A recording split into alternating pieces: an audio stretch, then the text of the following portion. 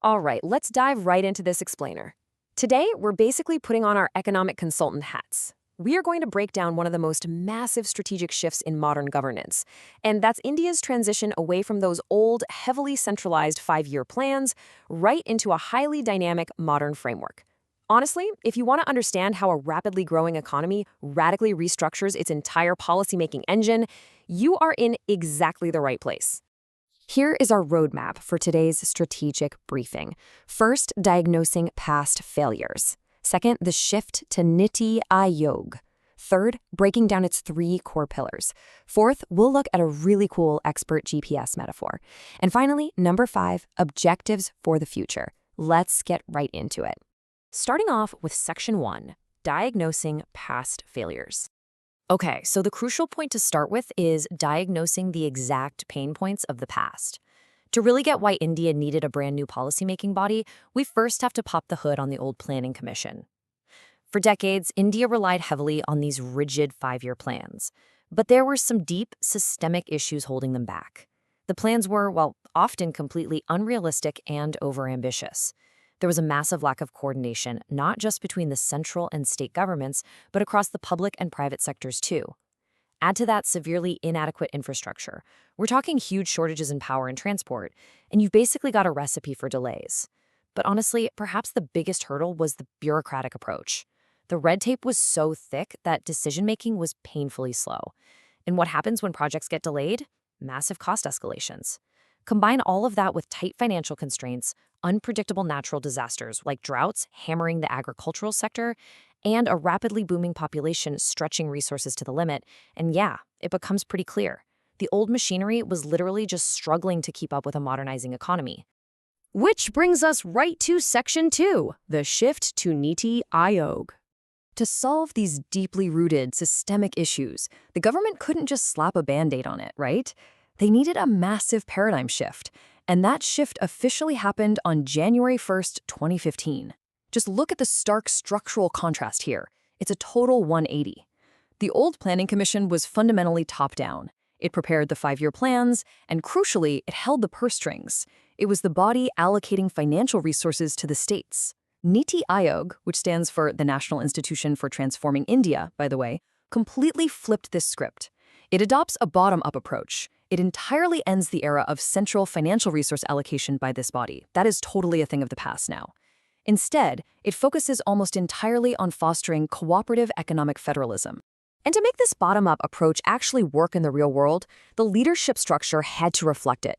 NITI Aayog is headed by the Prime Minister as chairman, alongside a vice chairman and a CEO. You've got full-time members and union ministers involved too.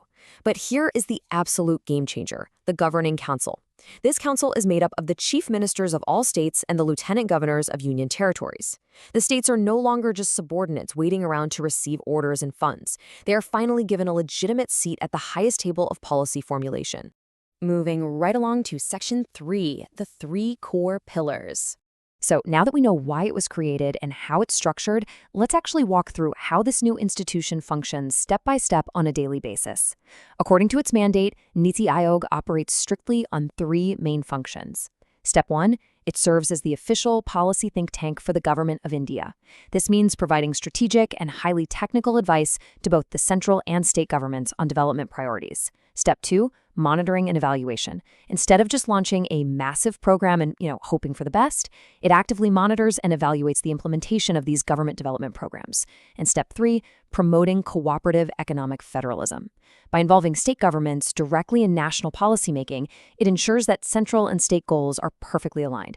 It recognizes that sustainable development absolutely requires states to be active partners, not just passive implementers. Let's make this super concrete in Section 4. The expert GPS metaphor. To truly grasp how these 3 pillars operate together in practice, imagine launching a national electric vehicle transition, or say, a massive clean water initiative. Under the old system, you might get a rigid mandate from the top. Actually, scratch that. You would definitely get a one-size-fits-all mandate from the top. But today, NITI Aayog doesn't just rate a dusty report, it acts literally like an expert GPS, giving technical roadmaps to states, continuously tracking progress on live dashboards, and making sure local state leaders have a direct hand in steering the project. The center provides the high-tech satellite navigation, but the states are the ones actually driving the car on their own local terrain. It's a brilliant way to handle national scale with local nuance. Finally, Section 5, Objectives for the Future. With this expert GPS actively guiding the country, what are its specific long-term destinations? Well, the foundational objective is to evolve a shared vision of national development, keeping state involvement completely front and center. NITI Aayog aims to design strategic long-term policies and provide specialized technical advice. But I really want you to look closely at that fourth point. It's absolutely vital. It offers a platform to resolve intersectoral and interdepartmental issues. Remember that old problem we talked about, the slow bureaucratic decision-making and total lack of coordination? This platform is explicitly designed to smash through those government silos and massively accelerate the development agenda. Plus, it places a huge focus on technology upgradation, ensuring programs aren't just planned on paper but implemented efficiently in the real world. As we wrap up this explainer, I want to leave you with a final thought to really ponder. We've seen the painful bottlenecks of the old top-down planning, and we've just walked through the three dynamic pillars of NITI Aayog: the strategic think tank, the vigilant monitor, and the champion of cooperative federalism.